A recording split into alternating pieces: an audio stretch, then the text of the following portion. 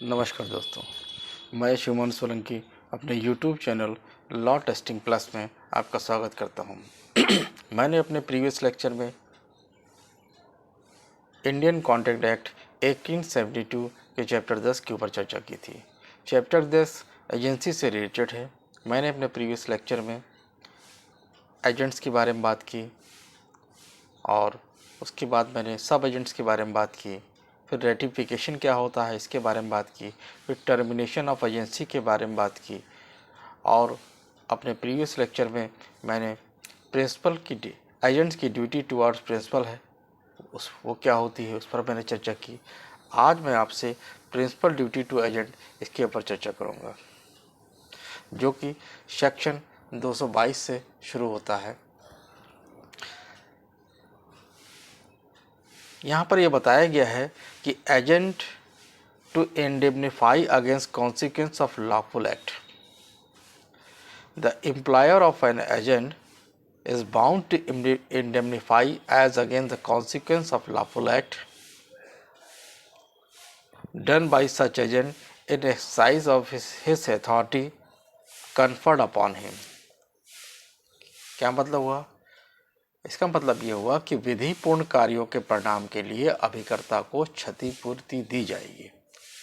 अभिकर्ता का नियोजक उन सब विधिपूर्ण कार्यों के परिणामों के लिए अभिकर्ता को क्षतिपूर्ति देने के लिए आबद्ध है जो उस अभिकर्ता ने उस प्रदत्त अधिकार के प्रयोग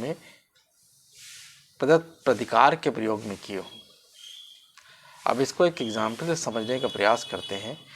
B at Singapore under construction from A of A Calcutta contract with C to deliver certain good to him. A does not send the goods to B and C sues B from breach of contract. B inform A of the suit and A authorize him to defend the suit.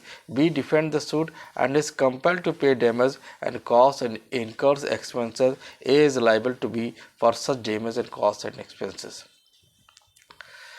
Calcutta में A के निर्देशों के अधीन C को कुछ माल परिधान करने के लिए C से B सिंगापुर में एक संविदा करता है। कलकत्ता में A के अनुदेशों के अधीन, यानी कि जो A ने जो डायरेक्शन दिया है उसके अधीन C को कुछ माल देने के लिए C से B सिंगापुर में एक संविदा करता है। B ने जो संविदा C से सिंगापुर में की वो किसके डायरेक्शन की? A के डायरेक्शन की। B को A माल नहीं बेचता है और C संविदा भंग के लिए B पर वाद लाता है। A को B वाद की इतला देता है कि भाई आपके कहने पर मैंने C से कॉन्ट्रैक्ट किया और बाद में आपने माल नहीं दिया, इसलिए B ने जो है मेरे पर केस कर दिया है। और A उस वाद में प्रतिरक्षा करने के लिए प्रतिगत करता है। B वाद में प्रतिरक्षा करता है और नुकसानी तथा खर्च देने के लिए विवश किया जाएगा। A ऐसी नुकसानी और खर्च व्ययों के लिए B के प्रति दायी है। तो यहाँ इस केस में क्या हुआ? यहाँ पर A ने डायरेक्शन दिया किसको? B को, कि आप जाइए सिंगापुर में C से एक संविदा कीजिए। संविदा किस बात की थी? कि कुछ माल देने के लिए थी। बाद में A ने B को माल नहीं दिया, इस वजह से B जो है C को माल नहीं दे पाया। C ने B के ऊपर केस कर दिया। अब चूंकि ये A के डायरेक्शन से हुआ था और ये लॉफुल एक्ट था, इसलिए A जो है जो इस मुकदमेबाजी से B को नुकसान हुआ है, जो खर्च हुए हैं, जो व्यय हुए हैं, उसके लिए B के लिए रिस्पॉन्सिबल है। तो सेक्शन 222 इसी बात को बताता है कि agent to indemnify against consequence of lawful act. यहाँ पर जो B था वो क्या था? A का एजेंट था और A की गलती से B को मुकदमेबाजी में फंसना पड़ा, उसको नुकसान हुआ, इसलिए A को जो हो इंडेमनिफाई करना पड़ेगा। जो मुकदमेबाजी का खर्च हुआ, व्यय हुआ और अन्य अदर जो भी खर्चे हुए उन सब के लिए इंडेमनिफाई करना पड़ेगा।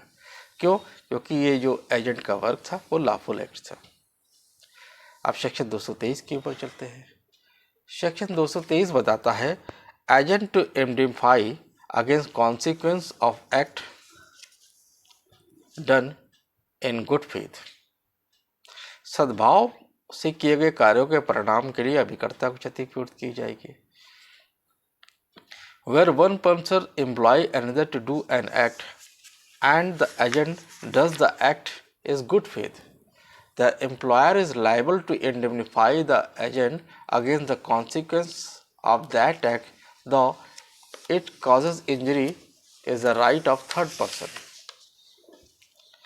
जहाँ एक व्यक्ति किसी दूसरे को कोई कार्य करने के लिए नियोजित करता है, यानी प्रिंसिपल ने एजेंट का नियोजन किया, वहाँ एजेंट उस कार्य को सद्भाव से करता है, गुड फेथ से करता है, और वहाँ वह नियोजक यानी कि प्रिंसिपल उस कार्य के परिणाम के लिए एजेंट को क्षतिपूर्ति करने का दायी है, यद्यपि वह कार्य पर व्यक्ति के अधिकार को क्षति करता है। मान लीजिए आपने किसी काम के लिए एक एजेंट नियुक्त किया, यानी कि प्रिंसिपल ने किसी काम के लिए एजेंट को नियुक्त किया और एजेंट ने उस काम को गुड फेथ में किया और उस गुड फेथ में किए गए वर्क से उस कार्य से किसी थर्ड पर्सन को इंजरी होती है, तो इस कंडीशन में प्रिंसिपल जो होगा एजेंट को इंडेमनीफाई करेगा। अब इसको एक एग्जाम्पल से समझने का प्रयास करते हैं। A decree holder and entitled to execution of B's good require the officer of the court to seize certain good representing them to the goods of B. The officer seizes the goods and is sued by C, the true owner of the goods. A is liable to indemnify the officer for the sum which he is compelled to pay to C in consequence of obeying A's direction. A एक डिक्रीदार है जो कि B के माल के विरुद्ध उस decree का निष्पादन करने का हकदार है। कुछ माल को बी का माल व्यवदित करके न्यायालय के ऑफिसर से अपेक्षा करता है कि वह उस माल को अभिगृहित कर ले। ऑफिसर उस माल को अभिग्रहण कर लेता है और उस माल के वास्तविक स्वामी सी द्वारा बांधा जाता है। का उस राशि के लिए यानी कि ए उस राशि के लिए ऑफिसर को क्षतिपूर्ति करने का दायी है, जिसे वह एक निर्देशों के पालन के परिणामस्वरूप सी को देने के लिए विवश किया जाता है। यहाँ पर क्या हुआ, एक जो है डिग्री होल्डर है और बी के माल के विरुद्ध उसको एक्सक्यूशन कराने का हकदार है। उसने क्या किया, उसने कोर्ट ऑफिसर को कुछ माल के बारे में बताया कि ये माल बी का है और उसको कोर्ट ऑफिसर के माध्यम से सीज करा दिया। बाद में जो उसका एक्चुअल मालिक जो सी था उसने बी के ऊपर केस कर दिया। उसका वास्तविक स्वामी जो सी था उसके द्वारा वाद लाया गया ए के ऊपर। तो ए उस राशि के लिए उस ऑफिसर को क्षतिपूर्ति करने का दायी है, जिसके ए के निर्देशों के परिणाम स्वरूप सी को देने के लिए विवश किया जाएगा।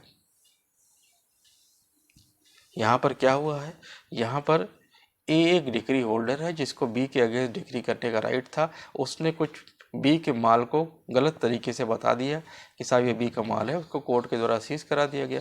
बाद में जो इसका एक्चुअल मालिक जो सी था उसने बी के ऊपर उसने जो है कोर्ट ऑफिसर के ऊपर केस किया कोर्ट के ऊपर कि भाई आपने गलत तरीके से माल सीज कर दिया है। तो ऐसी स्थिति में जो कोर्ट ऑफिसर था उसने गुड फेथ में वर्क किया था, इसलिए वो ए के द्वारा उसको इंडेमनीफाई किया जाएगा। अब इसका एक और एग्जाम्पल है, उसको भी आप समझ लेते हैं। B at the request of A sell good in the position of A but which A had no right of dispose of. B does not know this and how hand over the proceeds of the sale to A. Afterwards, C, the true owner of the goods, sues B and recover the value of the goods and cost. A is liable to indemnify B for what he has been compelled to pay to C and for B's own expense. A की प्रार्थना पर B उस माल को बेचता है। यहाँ पर A क्या हो गया, प्रिंसिपल हो गया, B क्या हो गया, एजेंट हो गया। जो A के कब्जे में थी, कौन सा माल बी बेच रहा है, जो कि ए के पोजीशन में थी, किंतु उसके बेचने के पश्चात का को कोई अधिकार नहीं था, किंतु उसको बेचने का ए के पास कोई राइट नहीं था, बी ये बात नहीं जानता था और विक्रय के आगम के को दे देता है, यानी बेचने के बाद जो पैसा उसको मिला उसने ए को डिलीवर कर दिया, भाई ये पैसा आपके कहने से हमने बेच दिया ये माल और ये इसका पैसा है। तत्पश्चात बी उस माल का जो वास्तविक स्वामी है सी वाद लाता है और माल का मूल और खर्चा वसूल कर लेता है, यानी बी ने जो कि माल बेचा था उससे माल का मूल और खर्चा वसूल लेता है। यहाँ सी को जो कुछ देने के लिए खा को विवश किया गया है उसकी ओर खा से अपने व्यय को प्रतिनिधित्व करने के लिए दायी है, यानी कि जो भी माल जो है बी के द्वारा बी से सी ने वसूला है उस माल को उसके मुकदमे में जो खर्च हुआ है उसके ऊपर वो सब जो है वो कौन देगा, वो ए देगा, क्योंकि ए के डायरेक्शन से सब कुछ हुआ था। और बी ने यहाँ पर जो कुछ किया था वो गुड फेथ में किया था क्योंकि उसे नहीं मालूम था ये माल जो है ए का नहीं है। अब सेक्शन 224 की ओर चलते हैं। Section 224 non liability of employer of agent to do a criminal act where any person employ another to do an act which is criminal. The employer is not liable to the agent either upon an express or an implied promise to indemnify him against the consequence of that act. आपराधिक कार्य करने के लिए अभिकर्ता के नियोजक का अदायित्व यानी नॉन लायबिलिटी है। अगर कोई एजेंट कोई क्रिमिनल वर्क करता है तो उसके लिए मालिक जिम्मेदार नहीं होगा। जहाँ की एक व्यक्ति किसी दूसरे को ऐसा कार्य करने के लिए नियोजित करता है जो आपराधिक हो, वहाँ नियोजक उस कार्य के परिणाम के लिए अभिकर्ता को क्षतिपूर्ति ना तो अभियुक्त और ना ही विपक्षी वचन के आधार पर देने के लिए दायी है। इसको एक एग्जाम्पल से समझते हैं। A applies B to beat C and agree to indemnify him against all consequences of that act. B thereupon beats C and has to pay damage to C for so doing. A is not liable to indemnify B for those damage. A C को पीटने के लिए B को A नियोजित करता है। यहाँ पर A क्या है? प्रिंसिपल है। B कौन है? एजेंट है। C कौन है? इसको पीटा जा रहा है और उस कार्य के परिणाम के लिए उसको क्षतिपूर्ति देने का करार हुआ कि अगर कुछ लफड़ा पड़ा होगा तो भाई आपको मैं पैसा दे दूंगा। बी उसके बाद ए के कहने से सी को पीट देता है और वैसा करने के लिए सी को उसको नुकसानी देनी पड़ती है, यानी कि जब सी ने केस कर दिया तो उसको सी को नुकसानी देनी पड़ी। ए उस नुकसानी के लिए बी को क्षतिपूर्ति देने के लिए दायी नहीं क्योंकि उसका ऐसा वर्क जो था क्रिमिनल एक्ट था। यानी कि यदि मैं आपसे कहता हूं कि भाई जाइए आप किसी व्यक्ति की हत्या कर दीजिए, बाद में आप उनसे हत्या कर दी और आप जेल चले गए, 10 साल बाद आप आ रहे हैं और आप मुझसे कह रहे हैं भैया उसका 10 साल से मैं जेल था उसका डैमेज हमको दिए, तो मैं उसके लिए लायबल नहीं हूँ। क्योंकि क्रिमिनल वर्क के लिए अगर कोई व्यक्ति आपको हायर कर रहा है तो उसके लिए प्रिंसिपल जो होगा रिस्पॉन्सिबल नहीं होगा, ये सेक्शन 224 कह रहा है। अब इसके लास्ट सेक्शन जो है जो कि प्रिंसिपल की ड्यूटी से रिलेटेड है, section 225 compensation to agent for injury caused by principal neglect. The principal must make compensation to his agent in respect of injury causes to such agent by the principal neglect or want of skill. मालिक की उपेक्षा या कौशल के अभाव से या उसके अभिकर्ता को कार्य क्षति के लिए मालिक अभिकर्ता को प्रतिकर देगा। यानी कि अगर प्रिंसिपल ने कोई निगलेंस की है जिसकी वजह से एजेंट को कोई क्षति हुई है तो उस कंडीशन में एजेंट को कंपनसेशन देना पड़ेगा। A employs B as a bricklayer in a building a house and put up the scaffolding himself. The scaffolding is unskillful put up and be in consequence hurt is must make compensation to B. ए को घर बनाने के लिए B को राज के तौर पर नियोजित किया जाता है, यानी राज कौन, यानी कि मिस्त्री के तौर पर नियोजित किया जाता है और पाड़ स्वही लगाता है। पाड़ कौशलहीनता से लगाई गई, परिणाम स्वरूप बी को जो हो चोट लग गई, बी को ए को प्रतिकर देना पड़ेगा। यहाँ पर क्या हुआ, यहाँ ए ने घर बनाने के लिए बी को मिस्त्री के रूप में हायर किया, बाद में ए ने कहा नहीं साहब, पाड़ इस मकान की छत डालने के लिए जो पाड़ बनाना पड़ता है लकड़ी का, वो मैं ही बनाऊंगा। भाई ए चूंकि ऐसा तो था नहीं कि कोई बहुत बड़ा मिस्त्री था, उसने गलत तरीके से पाड़ बनाई, पहाड़ गिर गई और बी को क्षति हो गई, बी को चोट लगी। तो यहाँ पर बी को क्या होगा, ए को कंपनसेशन देना पड़ेगा। तो ये आपने देखा कि आज मैंने आपसे प्रिंसिपल की ड्यूटी जो एजेंट के प्रति है उस पर चर्चा की।